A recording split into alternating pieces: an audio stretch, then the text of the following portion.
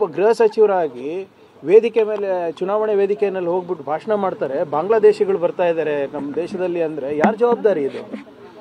ಇದಕ್ಕೆ ಜವಾಬ್ದಾರಿ ನಾವು ಏನು ವಿರೋಧ ಪಕ್ಷದವರ? ಏನು ಹೊಣೆಗಾರಿಕೆ ಅನ್ನೋದಿಲ್ಲ, ಅಕೌಂಟಬಿಲಿಟಿ ಅನ್ನೋದಿಲ್ಲ. ಮಾತೆತ್ತಿದ್ರೆ ಅಭಿನವ ಸರ್ದಾರ್ ಪಟೇಲ್ ಅಂತ ಹೇಳ್ಕೊತಾರೆ, ಮಾತೆತ್ತಿದ್ರೆ ಚಪ್ಪನ್ ಸೀನಾ ಅನ್ಕೋತಾರೆ. ಇನ್ನು ಎಷ್ಟು ಜನ ಅಮಾಯಕರ ಪ್ರಾಣ ಕಳ್ಕೋಬೇಕು ಇವ್ರು ರಾಜೀನಾಮೆಗೆ? ಏನಕ್ಕೆ ಅಷ್ಟು ಹೆದರಿಕೆ ಅಮಿತ್ ಶಾ ಅವ್ರಿಗೆ ಕಂಡ್ರೆ ಮೋದಿ ಅವರಿಗೆ?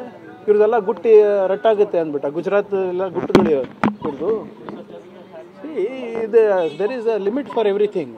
ಜನರ ತಾಳ್ಮೆಯನ್ನು ಪರೀಕ್ಷೆ ಮಾಡ್ತಾ ಇದ್ದಾರೆ. ಈ ಬೇರೆ ಯಾವುದಾದ್ರೂ ದೇಶದಲ್ಲಿರ್ಬೋದು, ಇಷ್ಟೊತ್ತಿಗೆ ಗೃಹ ಸಚಿವರು ರಾಜೀನಾಮೆ ಕೊಟ್ಟು ಹೋಗ್ತಾ ಇದ್ರು. ಇನ್ನು ಎಷ್ಟು ಜನ ನೀವೇ ಹೇಳಿ? ಸಾವಿರಾರು ಜನ ಆಗಲೇ ಇಂಥ ಕೃತ್ಯಗಳಲ್ಲಿ ಜೀವ ಕಳ್ಕೊಂಡಿದ್ದಾರೆ. ಇಂಟೆಲಿಜೆನ್ಸ್ ಫೇಲಿಯರ್ ಆಗ್ತಾ ಇದೆ. ಖುದ್ದಾಗಿ ಹೋಮ್ ಮಿನಿಸ್ಟರೇ ಬಿಹಾರ್ನಲ್ಲಿ ಹೇಳ್ತಾರೆ, ಮಧ್ಯಪ್ರದೇಶನಲ್ಲಿ ಹೇಳ್ತಾರೆ, ಉತ್ತರ ಪ್ರದೇಶನಲ್ಲಿ ಹೇಳ್ತಾರೆ ಬಾಂಗ್ಲಾದೇಶಿಗಳು ಬರ್ತಾ ಇದ್ದಾರೆ ಅಂತ. ಹೆಂಗೆ ಬರ್ತಾ ಇದ್ದಾರೆ? ಯಾರು ಬರ್ತಾ ಇದ್ದಾರೆ? ಯಾರು ಜವಾಬ್ದಾರಿ? ಹೊಣೆಗಾರಿಕೆ ಇಲ್ವಾ ಇವರಿಗೆ? ಏನಾದರೂ ಫಸ್ಟ್ ಅವ್ರು ರಾಜೀನಾಮೆ ಕೊಡಲಿ, ಅದಾದ್ಮೇಲೆ ಮುಂದಿನ ಮಾತಾಡ್ಬೋದು.